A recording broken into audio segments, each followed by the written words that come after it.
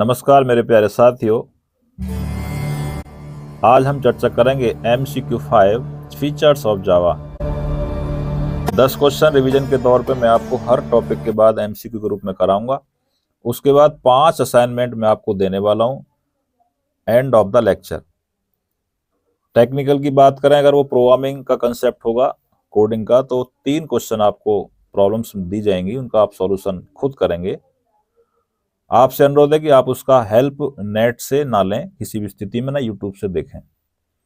जो आपने सीखा है, जो पढ़ा है, उसको जब तक आप रिक्रिएट नहीं करेंगे, बार बार अभ्यास नहीं करेंगे, तो आप नहीं समझ पाएंगे।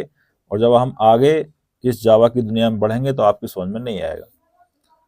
वीडियो को बार बार पॉज करें और जो प्रीवियस लेक्चर हैं उनको बार बार जाके देखें, रिक्रिएट करें, माइंड को रिव्यू करें, उसके बाद ही उस प्रॉब्लम पे आप जाएं। 10 जो क्वेश्चंस होंगे मैं उनके आपको आंसर्स भी बताऊंगा, बट जो 5 असाइनमेंट्स होंगे उनके मैं आपको आंसर नहीं बताऊंगा। उसके आंसर यूट्यूब की वीडियो में आपको मिलने वाले हैं। अगर कोई प्रॉब्लम आपको आती है तो आप मुझसे कांटेक्ट कर सकते हैं। Question number first, Java is a platform independent programming language. क्या ये बात सच है या झूठ है?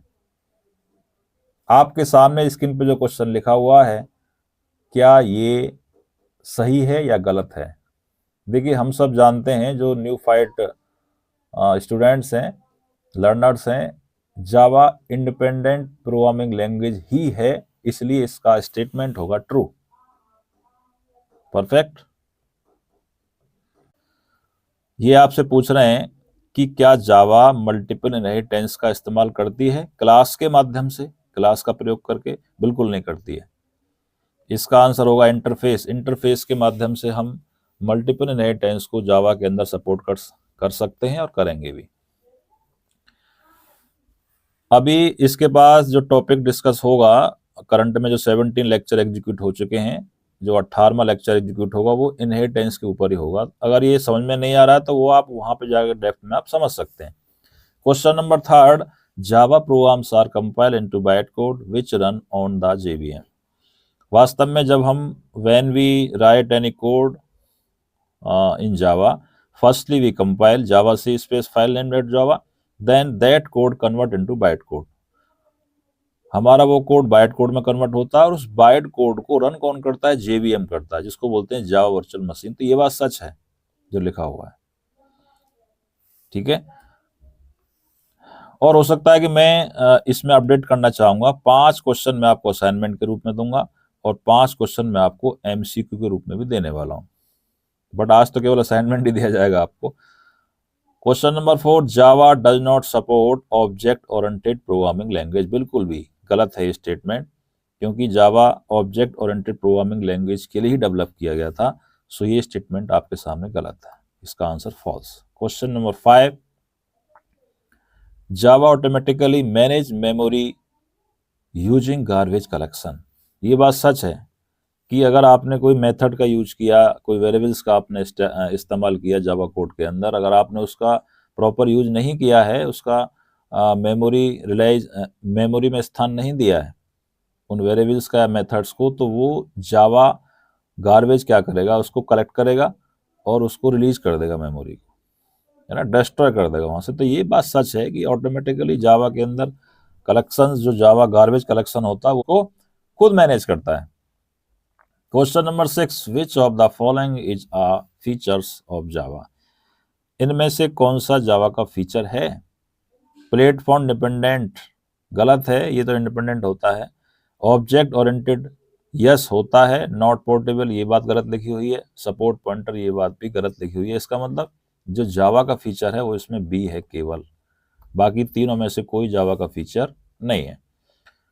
Question number 7, what makes Java platform independent. Java को प्लेटफॉर्म इंडिपेंडेंट जो बनाने में कैसे बनाया गया, मतलब उसको क्या है वास्तव में? वो क्या कंपाइलर है, क्या JVM बाइट कोड है, या OS के माध्यम से बनता है, या जावा एडिटर होता है? नहीं, ये क्वेश्चन आपके सामने लिखा हुआ है JVM एंड बाइट कोड, क्योंकि बाइट कोड हमें अचीव होता है सोर्स कोड के माध्यम, सोर्स कोड के बनाने के उपरांत कंपाइलर करते हैं, उसके बाद हमें बाइट कोड मिलता है और बाइट कोड को किसी मशीन पर लेके चले जाते हैं। वहाँ भाई साहब जेवीएम बैठे होते हैं, उनका स्वागत करते हैं और स्वागत करके उनको रन कर देते हैं। तो option is B over here. Question number 8 in front of you, which feature of Java helps in automatic memory management. अभी क्वेश्चन मैंने पीछे डिस्कस किया था, स्वतः ही मेमोरी को मैनेज करेगा, वो काम करता है गार्बेज कलेक्शन जावा के अंदर। Point clear. Question number 9, which of these is not a feature of जावा। इनमें से कौन सा जावा का फीचर नहीं है। उल्टा पूछा है इस बार क्वेश्चन को। रोबस्ट होता है, ये बात सही है, सिक्योर भी होता है, पॉइंटर बेस्ड तो जावा कभी नहीं होती है, पोर्टेबल भी होता है। तो इसका आंसर ये है, ये जावा का फीचर नहीं है pointer based. Question number 10 in front of you, which Java feature allows execution of multiple tasks simultaneously।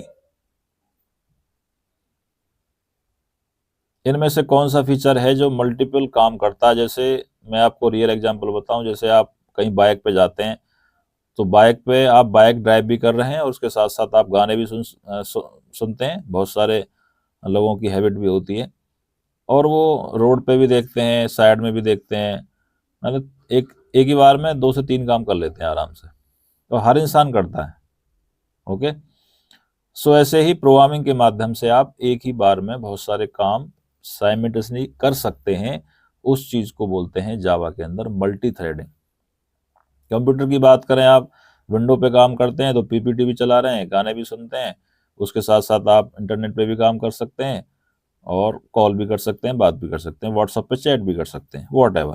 तो इस तरह से आप जावा के अंदर जितने भी प्रोग्राम बनाएंगे, थ्रेड का मतलब होता है एक प्रोग्राम, तो एक ही फाइल के अंदर बहुत सारे प्रोग्राम बनाते हैं, तो वो अपने आप में थ्रेड होते हैं। थ्रेडिंग पढ़ेंगे तब अच्छे से आपको समझ में आने वाला है। तो इसका आंसर फिलहाल मल्टी थ्रेडिंग। इस तरह से 10 question finish over here. Next assignment, I give to all of you 5 assignment questions over here. So OOPS principle, encapsulation, inheritance, polymorphism and abstraction. Please prepare this question. Explain how Java ensure robustness and security. आपको पता होना चाहिए कि Java robustness और secure कैसे होता है। Question number 3, garbage collection Java के अंदर क्या होता है। Question number 4, explain why Java is called a portable language. Java को पोर्टेबल लैंग्वेज कैसे बनाया गया, इस पे आप डिस्कस करेंगे। Question number last, explain classes and object. वास्तव में जावा के अंदर क्लास क्या होता है, ऑब्जेक्ट क्या होता है, कैसे वर्क करता है। ये 5 क्वेश्चन आपको असाइनमेंट के रूप में दिए जा रहे हैं। आगे से मैं इसमें एक अपडेट और करने वाला हूँ। 5 क्वेश्चन में आपको असाइनमेंट दूंगा और 5 क्वेश्चन में आपको एमसीक्यू के रूप में दूंगा, चाहे वो ट्रू फॉल्स भी हो सकते हैं और मल्टीपल चॉइस भी इसमें आपको मिल सकते हैं। सो ये लेक्चर आपको कैसा लगा आप कमेंट भी कर सकते हैं। जो इसमें नया ऐड हमने किया है, आगे से जितने भी लेक्चर होंगे, लेक्चर के बाद में 10 क्वेश्चन मैं आपको सॉल्व करके बताऊंगा। ओके, और 10 क्वेश्चन में 5 क्वेश्चन असाइनमेंट्स के होंगे और 5 क्वेश्चन आपको ट्रू फॉल्स या मल्टीपल चॉइस के रूप में मिलेंगे। सो आज के लिए इतना। Thanks watching this video. हमें रहे प्यार के, फिर मिलेंगे चलते चलते। जय हिंद, जय भारत।